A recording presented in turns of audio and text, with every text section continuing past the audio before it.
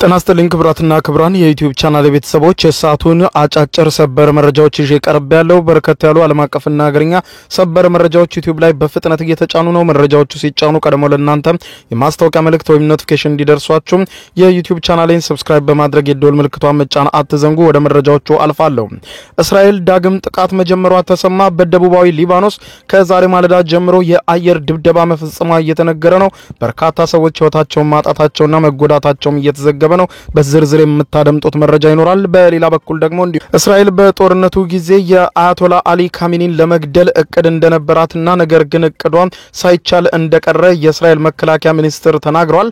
በሌላ በኩል ደግሞ ክቡራን አድማጮች እንዲሁ በትናንትናው ዕለት የኢራኑ መንፈሳዊ መሪ አያቶላ አሊ ካሚኒ በሰጡት መግለጫ አሜሪካ ደርሳ ባታድናት ኖሮ እስራኤል እስካሁን ድረስ አትቆይም ነበር የሚል መግለጫ መስጠታቸው ይታወቃል። ይህንን ተከትሎ ታዲያ በዛሬው ዕለት የአሜሪካው ፕሬዝዳንት ዶናልድ ትራምፕ እስራኤልን እኔ ደርሼ ባላድናት ኖሮ መጥፎ ላይ ነበረች የሚል ንግግር ተናግረዋል። ይህም ጉዳይ ሌላኛው መነጋገሪያ አጀንዳ ሆኗል።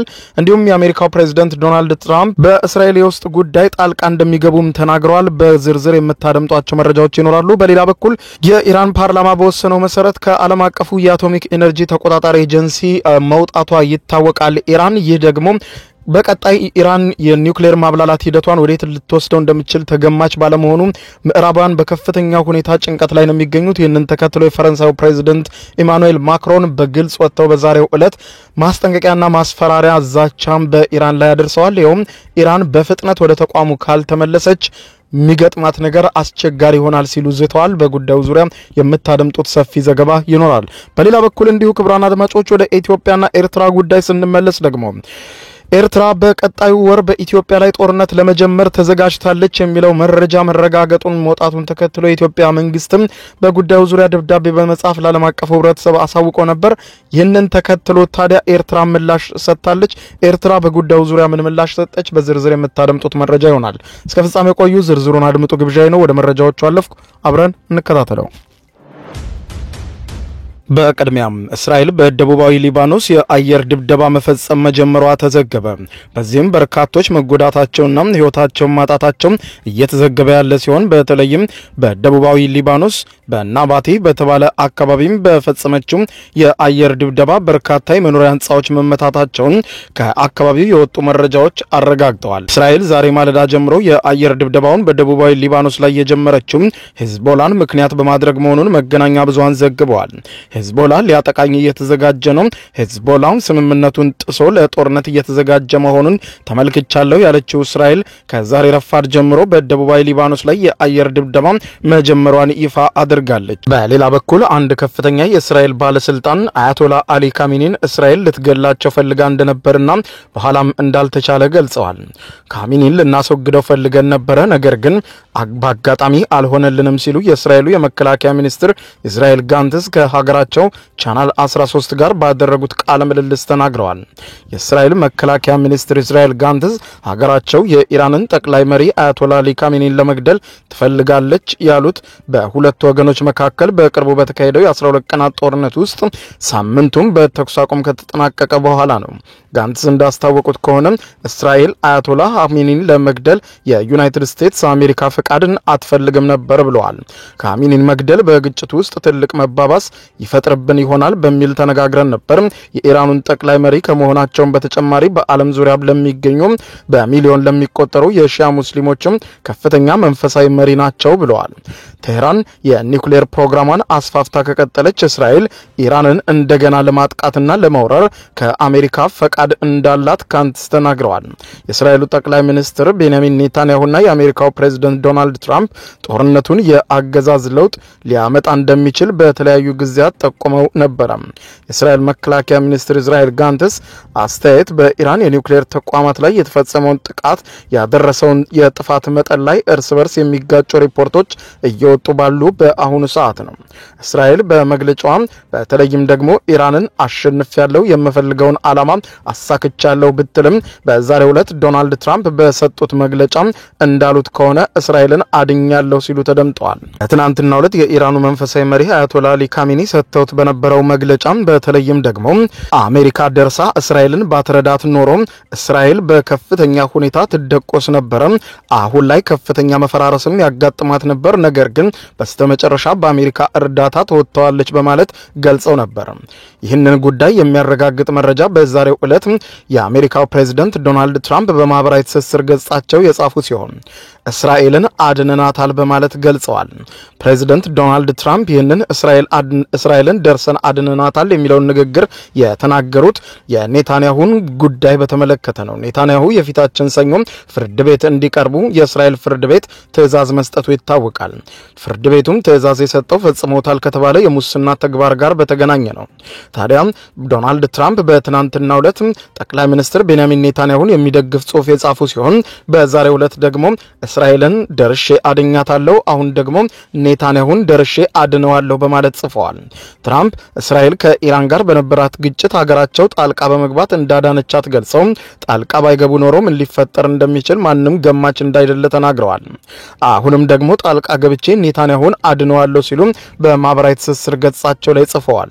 የአሜሪካው ፕሬዝዳንት ዶናልድ ትራምፕ በሙስና የተከሰሱትን ጠቅላይ ሚኒስትር ቤንያሚን ኔታንያሁን እንዴት አድርገው ጣልቃ እንደሚገቡና እንዴት እንደሚያስጥሏቸው በግልጽ ባይናገሩም ነገር ግን እስራኤልን ጣልቃ ገብቼ በጦርነቱ እንዳትወድም እንዳስጣልኳት ሁሉ አሁን ደግሞ ቤንያሚን ኔታንያሁን ጣልቃ ገብቼ አድነዋለሁ ብለዋል። በጉዳዩ ዙሪያ ታዲያ የእስራኤሉን ጠቅላይ ሚኒስትር ቤንያሚን ኔታንያሁን ለማዳን የአሜሪካው ፕሬዝዳንት ዶናልድ ትራምፕ ምን ለማድረግ እንዳሰቡ እስካሁን የታወቀ ነገር የለም። በዚህ እንዳለ ኢራን ያሳለፈችው ውሳኔ የምዕራቡ ዓለም መሪዎችንና የስለላ ተቋማትን በእጅጉ የፈተነ ጉዳይ ሆኗል።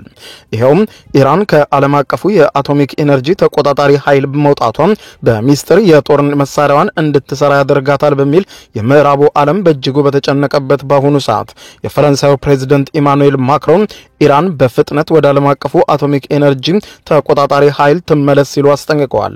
የፈረንሳዩ ፕሬዝዳንት ኢማኑኤል ማክሮን በሰጡት መግለጫም በኒውክሌር ዙሪያ የወሰነችው ውሳኔ ተገቢ አለመሆኑንና አስፈሪ መሆኑን በመጥቀስ ሀገሪቱን ማስጠንቀቃቸውን ዘ ሂንዱ ታይምስ ዘግቧል። ከሁሉ ነገር ከባዱ ኢራን ከኒውክሌር አለመስፋፋት ስምምነት መውጣቷ መሆኑን አመልክተው ማክሮን አሜሪካ ለዚህ የወሰደችው አጸፋ ተገቢ ነው ብለው እንደሚያምኑ ይናገራሉ። በአንጻሩ ኢራን የደረሰባትን ጥቃት ተከትሎ ከኒውክሌር አልባነት ዓለም ኒውክሌርን አለመስፋፋት ስምምነት መውጣት አይኖርባትም ሲሉ ማስጠንቀቂያ ሰጥተዋል። ማክሮን በ27ቱ የአውሮፓ ህብረት አባል ሀገራት የመሪዎች ጉባኤ ማጠቃለያ ላይ በብራሰልስ ለጋዜጠኞች እንደተናገሩት እንዲህ ያለው የኢራን እርምጃ ፈጽሞ የምንታገሰው አይደለም በማለት ገልጸው በዚህም የጋራ እንዲህ ያለ ማፈንገጥ በከፍተኛ ሁኔታ መዳከምን ያስከትላል፣ ኢራን ከዚህ ስብስብ ወጥታ ያለ ቁጥጥር ምን እየሰራች እንደሆነ በማናውቅበት ሁኔታ እንድትቀጥል አንፈቅድም፣ እርምጃ እንወስዳለን ብለዋል። አጃንስ ፍራንስ ፕሬስ እንደዘገበው ፕሬዝዳንቱ ኢራን በእሳት ላይ ጋዝ እያርከፈከፈች ነው ሲሉ አክለዋል። በሌላ በኩል ኢራን ባወጣቸው የምላሽ መግለጫም ዓለም አቀፉ የአቶሚክ ኃይል ተቆጣጣሪ ኤጀንሲ ወደ ኢራን መመለስ አለበት፣ ኢራንም ወደ ስብስቡ መግባት አለባት በማለት በምዕራባውያን እየተጀመረ ያለው እንቅስቃሴና በፈረንሳዩ ፕሬዝዳንት ኢማኑኤል ማክሮን የሚመራው ዘመቻ ፈጽሞ የምንቃወመውና የማንመለስበት ጉዳይ ነው ብላለች።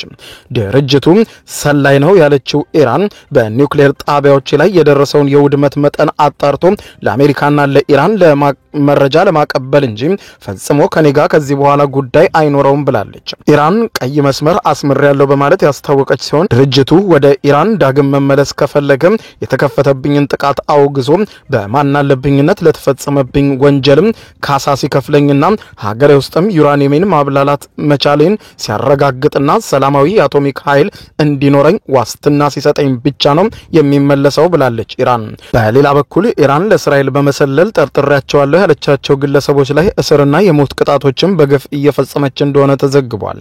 በእስራኤልና በኢራን መካከል ጦርነት ከተጀመረ ጊዜ አንስቶ የኢራን ባለስልጣናት ለእስራኤል በመሰለል ጠርጥረናቸዋል ባሏቸው በርካታ ሰዎች ላይ እስሮችንና የሞት ቅጣቶችን እየፈጸሙ ሲሆን ይህ የሆነውም በእስራኤል ባለስልጣናት በኢራን የደህንነት አገልግሎት ላይ በእስራኤል ወኪሎችም ያልተገባ ሰርጎ ገብነት ተፈጽሟል ካሉ በኋላ ነው።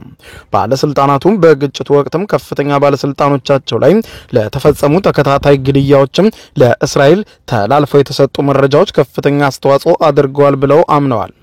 ይህ የኢራን አብዮታዊ ጥበቃ ዘብ ከፍተኛ የጦር አዛዥና የኒውክሌር ተመራማሪዎቿ ላይ የተፈጸመው ግድያ ያካትታል። ኢራን ለግድያው በሀገሪቷ ውስጥ ይሰራሉ ያለቻቸውን የእስራኤል የደህንነት ወኪሎችን ተጠያቂ በማድረግ ወንጅላለች። በእነዚህም ተከታታይ ግድያዎችም የተደናገጡት ባለስልጣናትም ለብሔራዊ ደህንነት በሚል ለውጪ የስለላ ድርጅት ይሰራሉ ብለው የጠረጠሩትን ማንኛውንም ግለሰብ ኢላማ እያደረጉ ነው። ሆኖም ግን ይህ በርካቶችን ዝም ለማሰኘትና በህዝቡ ላይም የሚደረገውን ቁጥጥር የማጥበቂያ ዘዴ ሊሆን እንደሚችል ያምናሉ በማለት ቢቢሲ ጽፏል። ለ12 ቀናት በዘለቀው ግጭት የኢራን ባለስልጣናት ለእስራኤል በመሰለል የተጠረጠሩ ግለሰቦችን በሞት የቀጡ ሲሆን የተኩስ አቁም ስምምነት ላይ ከደረሱ ከአንድ ቀን በኋላም በተመሳሳይ ክስ ሌሎች በርካታ ግለሰቦችን በሞት ተቀጥተዋል ተብሏል። በመላ ሀገሪቱ በስለላ የተጠረጠሩ በመቶዎች የሚቆጠሩ ሰዎች እየታደኑ መያዛቸውን ያስታወቀው የሀገሪቱ የዜና ወኪል የሀገሪቱ የመንግስት ቴሌቪዥን ጣቢያ እንደዘገበው በርካታ እስረኞችም ከእስራኤል ደህንነት ጋር ተባብረው መስራታቸውን ሲገልጹ የሚያሳይ ኑዛዜ በቴሌቪዥን አስተላልፏል።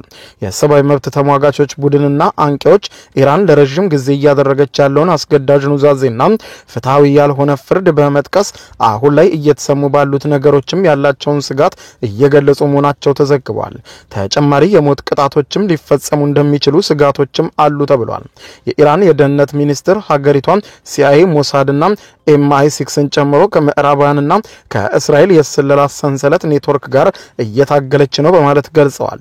ከኢራን አብዮታዊ ጥበቃ ዘብ ጋር ግንኙነት ያለው የፋርስ የዜና ወኪል እንዳለው ከሆነ ከ12 ቀናት በፊት እስራኤል በኢራን ላይ ጥቃት ከፈጸመች ጀምሮ የእስራኤልን የስለላ ኔትወርክ በሀገሪቷ ውስጥ ንቁ ሆኖ ነበር በማለት ገልጸዋል። በ12 ቀናት ግጭትም የኢራንን የደህንነትና የጸጥታ ኃይሎችም ከኔትወርኩ ጋር ግንኙነት ያላቸውን ከ700 በላይ ሰዎች በቁጥጥር ስር ማዋሉን የዜና ወኪሉ ዘግቧል።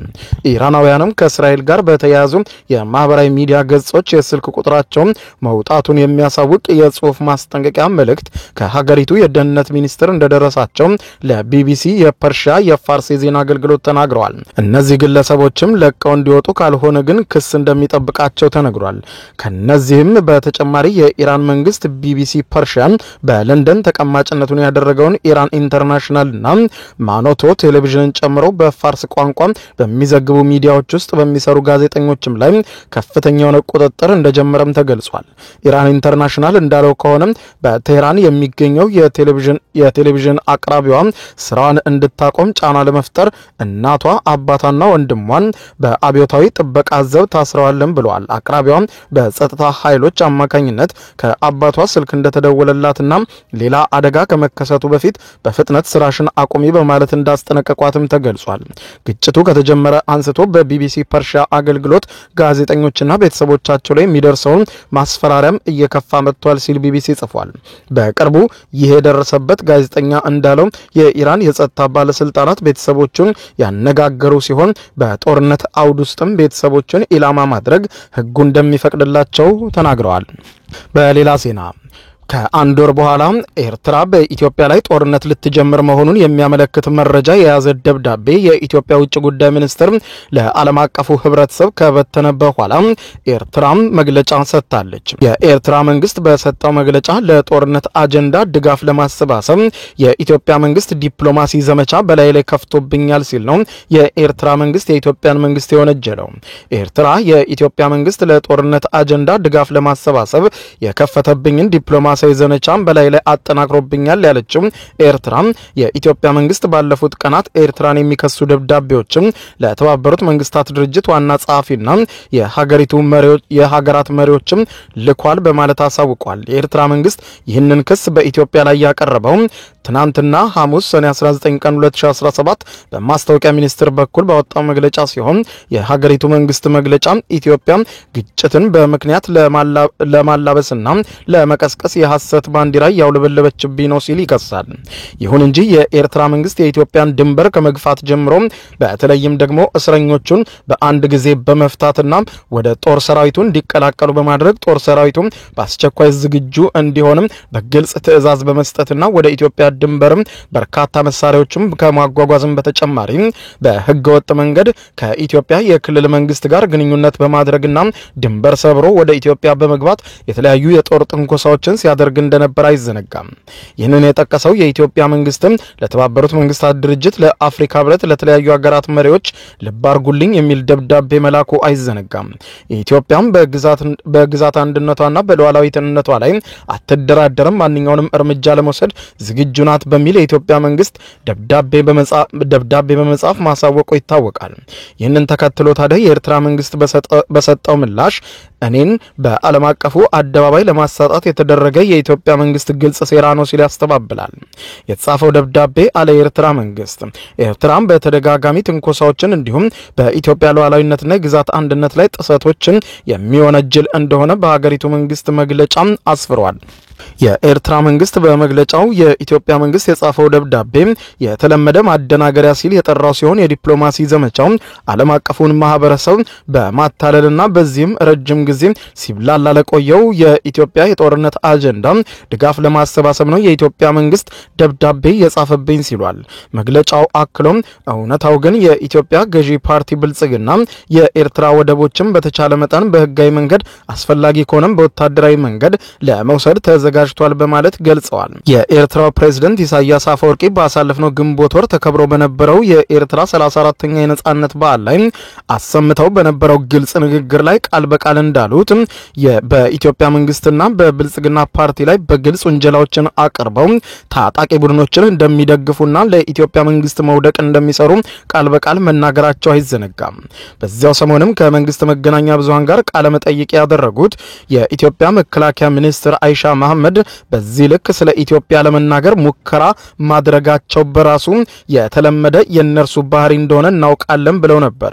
በግንቦት ወር መጨረሻም በህዝብ ተወካዮች ምክር ቤት ቀርበው የነበሩት የኢትዮጵያ ውጭ ጉዳይ ሚኒስትር ዶክተር ጌዲዮን ጢሞቴዎስ የኢትዮጵያ መንግስት ከኤርትራ መንግስት ጋር የቃላት ጦርነት ውስጥ አልገባም ሲሉ ተደምጠዋል።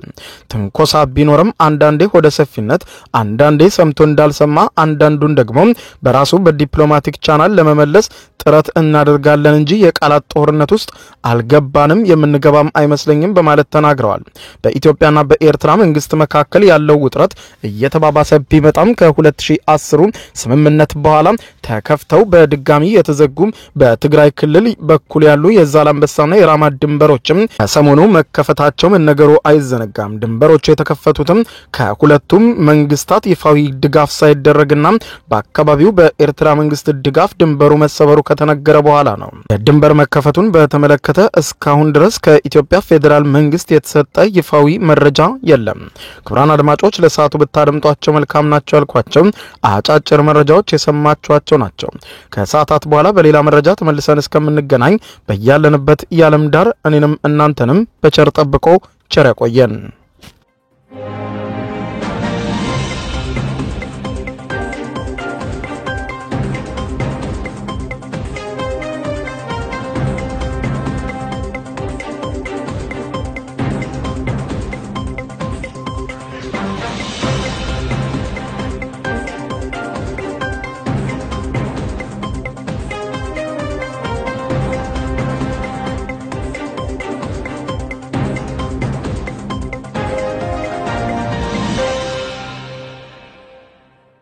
የዩቲዩብ የስኬት ሚስጥሮችን በዝርዝር የያዘው የአቤል ብርሃኑ የወይኗ ልጅ አዲስ መጽሐፍ በገበያ ላይ ዋለ። ዩቲዩብ ለመጀመር በአጭር ጊዜ ስኬትን ለመቀዳጀት አስበዋል? ዩቲዩብ ጀምረው ሚስጥሮቹ አልገባ ብለውታል? እንግዲያውስ አዲሱ በዩቲዩብ 2 የወርቅ 3 የብር ሽልማቶችን ያገኘው የአቤል ብርሃኑ የወይኗ ልጅ የዩቲዩብ ሚስጥሮች መጽሐፍ በዝርዝር ሁሉንም ያብራራሉታል። ዛሬውኑ ገዝተው ህልሞን እውን የሚያደርጉበትን የዩቲዩብ የስኬት መንገድ ይጀምሩ። በውጭ ሀገራት ለምትገኙ ከአማዞን ላይ ብታዙ በቀናት ውስጥ ደጁ ይደርሳል። የአማዞን ሊንኩን እዚህ ቪዲዮ ኮመንት ላይ ያገኙታል። በሀገር ውስጥ ለምትገኙ በ0949 13 0000 ቴሌግራም ላይ ይዘዙ። ካሉበት ቦታ እናደርሳለን። የዩቲዩብ ሚስጥሮች ዘመኑ ጋር ተፈላጊ መጽሐፍ